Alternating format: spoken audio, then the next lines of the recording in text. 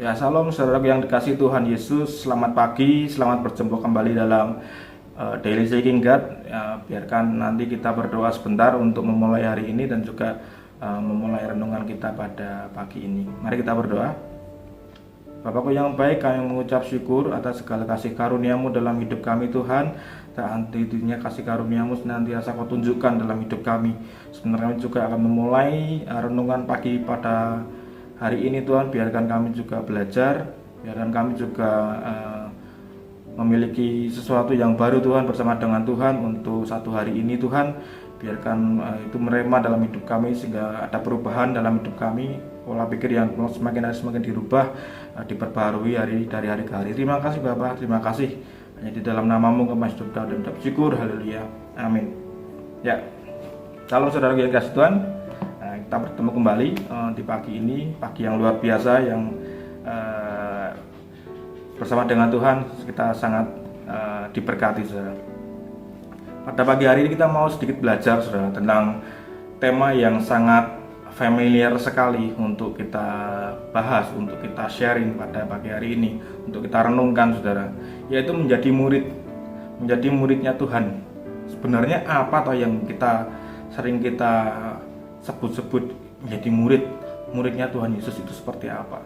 Di kitab Matius, Markus dan Lukas itu, bahkan Yohanes juga, itu Tuhan memilih murid-muridnya yang pertama kali saudara. Di awal-awal pelayanan Tuhan itu dia langsung memilih saudara, mencari murid-murid. Jadi pada waktu itu adalah hal yang sangat tidak lazim dilakukan oleh seorang guru atau rabi pada waktu itu. Waktu dulu itu rabi atau guru itu dia hanya diam dan murid itu datang untuk mendaftar. Tetapi apa yang dilakukan Tuhan Yesus ini berbeda sekali saudara. Tuhan Yesus datang kepada orang-orang yang dia kehendaki. Ya, pada waktu itu adalah dari penjala ikan menjadi penjala manusia saudara. Ada murid-murid yang ditunjuk khusus untuk menjadi murid Tuhan. Ya, jadi pada saat itu memang bukan sesuatu yang lazim dilakukan oleh seorang guru, saudara. Jadi kita mau belajar sama-sama, saudara.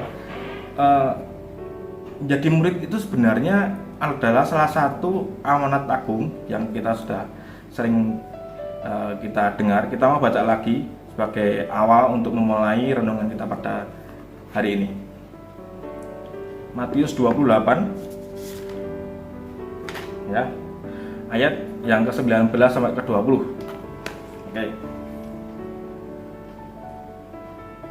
Karena itu pergilah, jadikanlah semua bangsa muridku. Sudah sangat jelas sekali dikatakan.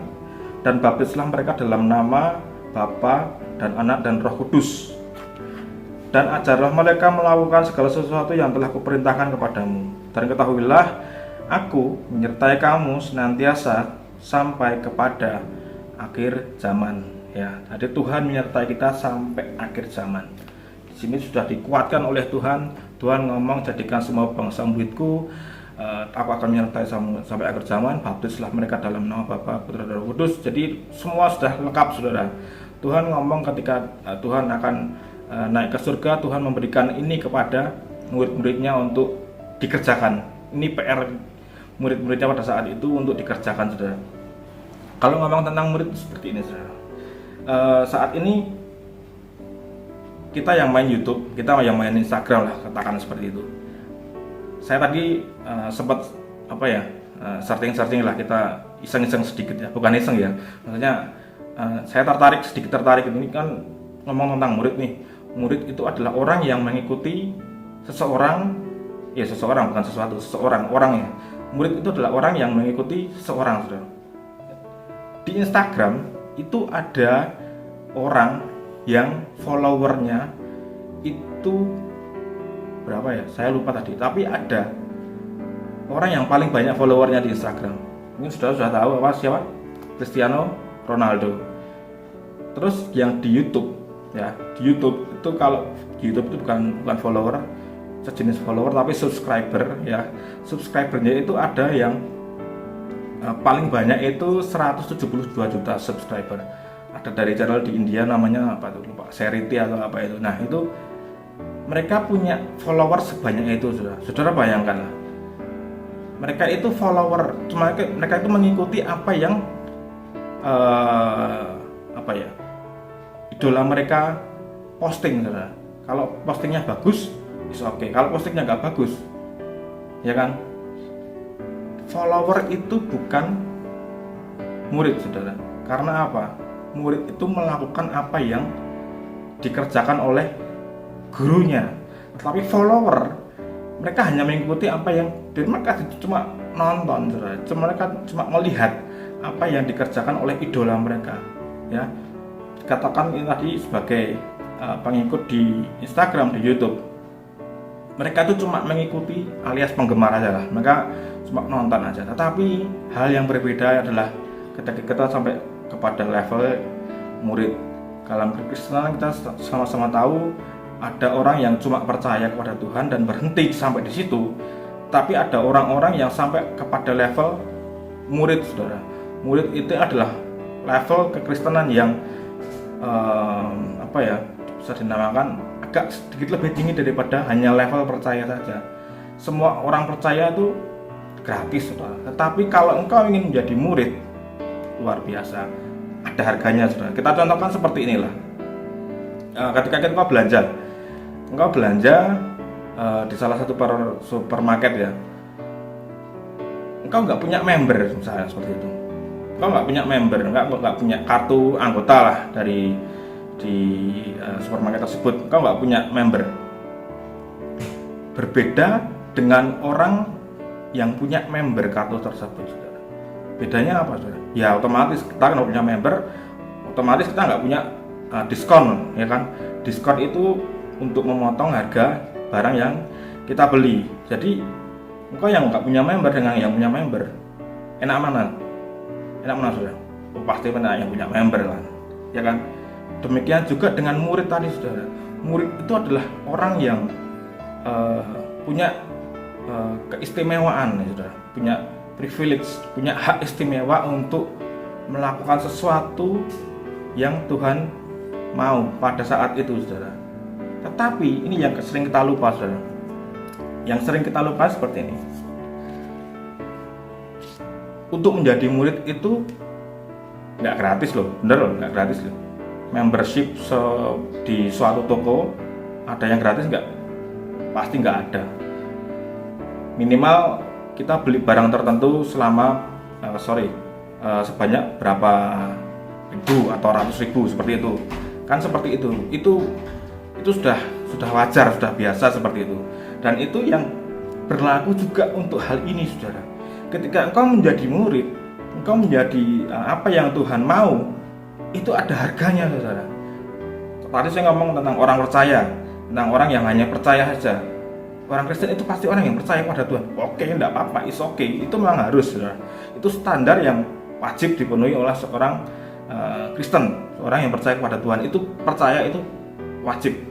Tetapi untuk level yang lebih tinggi lagi, ketika kau menjadi murid, pasti dan harus ada harga yang harus dibayar, saudara. Harga yang harus dibayar itu apa, saudara? Kita baca dulu sebentar. Ini yang ngomong Tuhan sendiri, ya. Matius 10, kita buka Matius 10.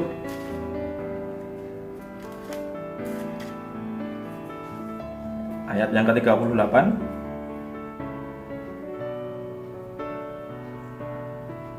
Ya, barang siapa tidak memikul salibnya dan mengikut aku, ia tidak layak bagiku. Nah, ini yang Tuhan ngomong yang sangat jelas sekali, pikul salib dan ikut aku. Tapi di perikop yang di pasal yang lain, di kitab yang lain, saya bacakan ayat di kitab Lukas pasal 14 ayat yang ke-33.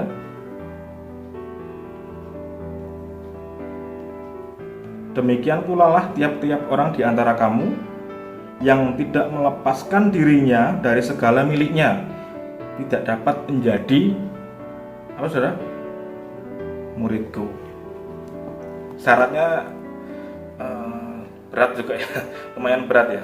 Berat ini sangat berat sekali, saudara. Karena ini di sini saya suka ayat pasal 14 ayat 33 lagi dari Lukas, saudara. Saya sangat suka sekali dengan apa yang ditulis oleh Lukas, karena itu artinya sangat luas, saudara. Artinya kalau di sini dikatakan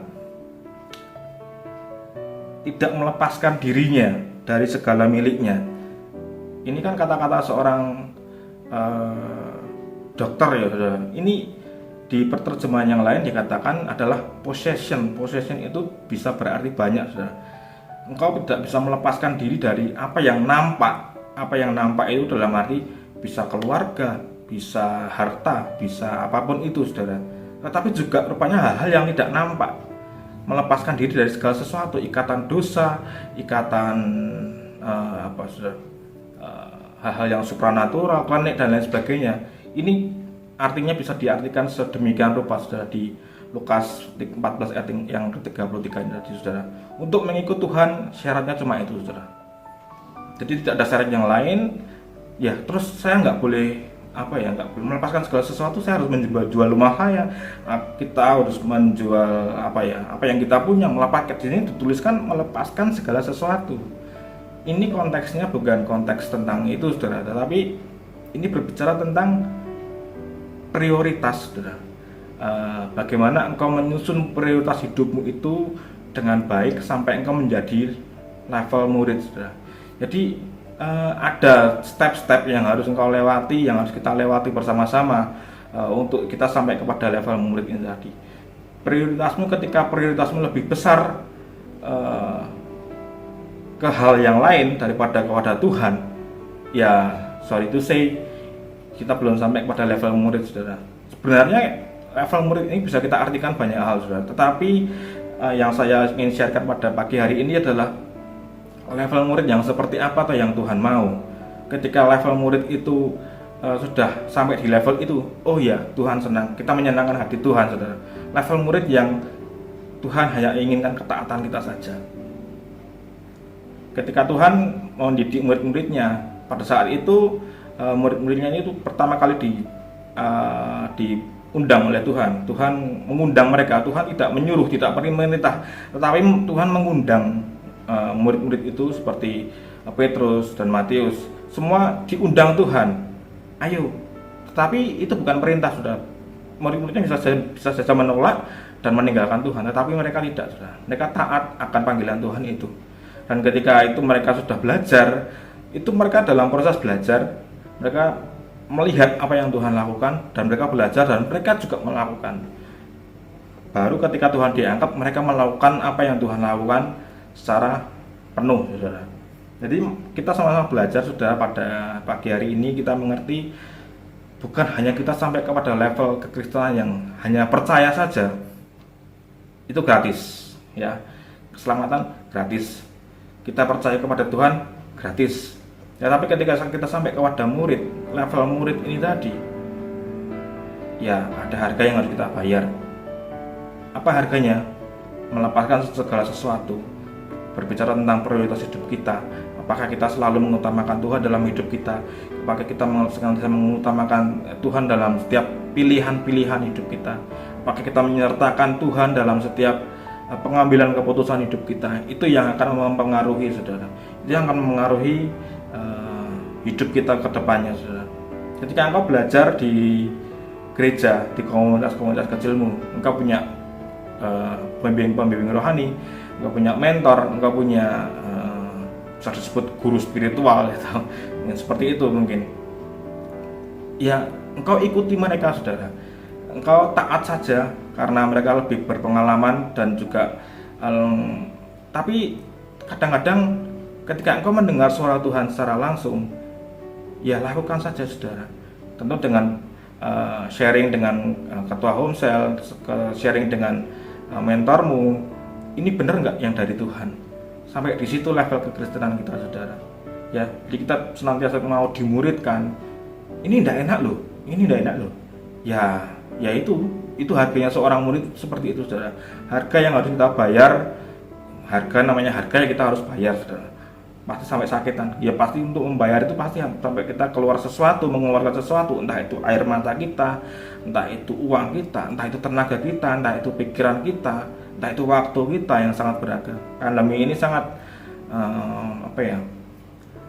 menyita sangat banyak waktu saudara untuk melakukan hal-hal yang extraordinary saudara. Dan karena itu kita sama-sama belajar bagaimana kita harus menjadi seorang murid, bukan hanya berhenti di level percaya saja, tetapi kita sama-sama mau mengerti ada level yang harus kita capai di step berikutnya, yaitu menjadi seorang murid saudara. Bukan hanya kita senantiasa bergelut dengan urusan kita pribadi, jangan seperti itu, tapi kita juga senantiasa mengerti ada hal yang lain yang sudah Tuhan sediakan untuk kita. Seperti tadi sudah membership tadi sudah. Kita punya hak istimewa itu untuk dekat dengan Tuhan, untuk menggunakan segala apapun yang Tuhan punya, saudara. Kadang-kadang kita lupa, saudara. Kita lupa untuk mengejar yang punya berkat. Kita lupa mengejar yang punya berkat. Kita hanya mengejar berkatnya saja. Kita mau hanya berkatnya saja. Dan itu tidak Tuhan kehendaki, saudara. Mari kita berdoa sama-sama untuk merenungkan renungan pada pagi hari ini.